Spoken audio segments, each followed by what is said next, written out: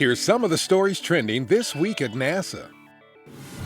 New findings by NASA's Mars Atmosphere and Volatile Evolution, or MAVEN mission, indicate that solar wind is currently stripping away the equivalent of about a quarter pound of gas every second from the Martian atmosphere. MAVEN tracked a series of dramatic solar storms passing through the Martian atmosphere in March and found the loss was accelerated.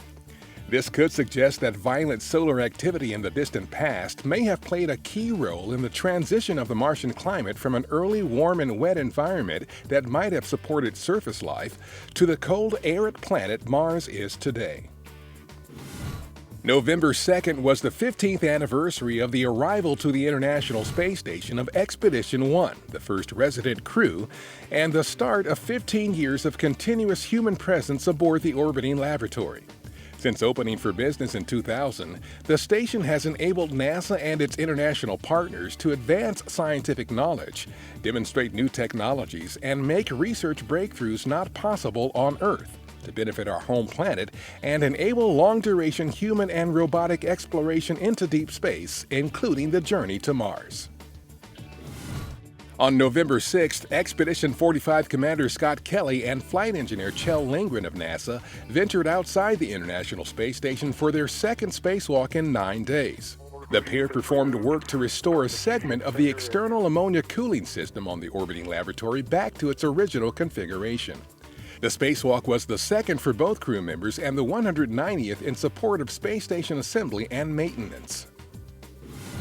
NASA will soon begin accepting applications for its next class of astronaut candidates. The agency made that announcement on November 4th in preparation for NASA's journey to Mars and future launches of humans from American soil. Future astronauts will launch on spacecraft currently being developed by 2 U.S. companies and on NASA's Orion deep space exploration vehicle. The agency will accept applications from December 14th through mid-February and expects to announce the selected candidates in mid-2017. Applications will be accepted at www.usajobs.gov. Construction of the crew access tower that U.S. astronauts will use on future launches from Cape Canaveral Air Force Station in Florida is speedily moving along. It took only 35 days to build the main column of the 200-foot-tall structure. The tower, scheduled for completion in fall 2016, will eventually be used to launch Boeing's CST-100 Starliner spacecraft aboard United Launch Alliance's Atlas V rocket.